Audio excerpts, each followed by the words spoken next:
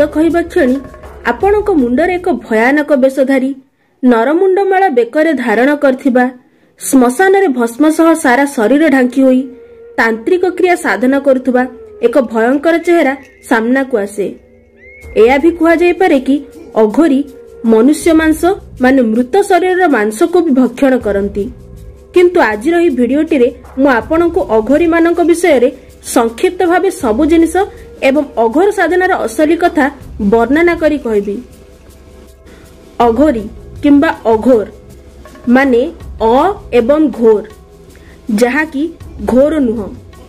यह कुहा जाय पारे कि जे पातर अंतर करंतिनी बहुत सरलता सह निज जीवन को काटंती आउ एही सरल जीवन पई रास्ता खोजी खोजी किछि एमिति बनि जानती कि जहा साधारण जनता को बुझिबा शक्ति ठारू बहुत उपरे।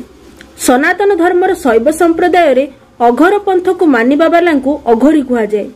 भगवान शिवंक रुद्र अवतार को श्वेता स्वतरूप निषेध रे अघोर बोली कुहा जायछि। एही अघोर पंथर प्रणेता शिव। अघोरी मानती कि सबरु ही शिवंक प्राप्ति होई परिबो एवं एही रास्ता रे ही जीवनर असली मोक्ष मिले। जन्म मृत्युर जीवन चक्ररु वर्तिबा पई सर्वदा वर्ष वर्ष तपस्या रे लीन रहंती। ता सह भगवान शिवंक रुद्र एवं भैरव अवतार को पूजा करंती। अघोरी बाबांक पूरा जीवन सर्वदा रहस्यमय होई रहिछि। शिव शब मशाणी एमानक सह किछि खास संबंध रुहे।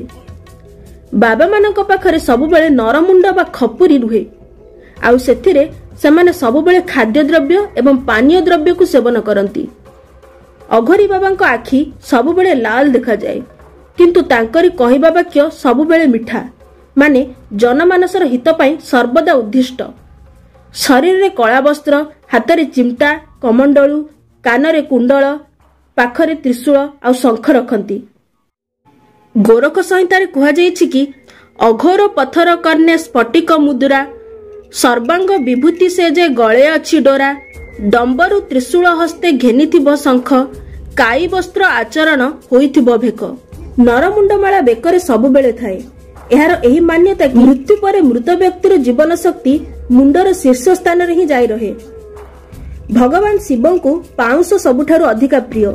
पाउंस द्वारा शिव भगवान को श्रृंगार मध्य करा जाए आउ एहाकु अघोरी मध्य निज साधना पई प्रयोग करंती। कुहा जाए भगवान शंकर त्रिभुवनपति, किंतु तांकर रहणी चहलणी एक साधारण व्यक्ति भली, जे गृहस्थी जीवन बिताई मध्य तार मोहमाया ठारू बाहारे। एही वाक्यरु जानी हुए कि अंतरे सबु पाउंस ही। अघोरी बाबा निज साधना पई मशाणी तथा श्मशान को ही प्रमुख अघोर तीर्थ भली मानती। वाराणसी एथिरे प्रथम रे आसे।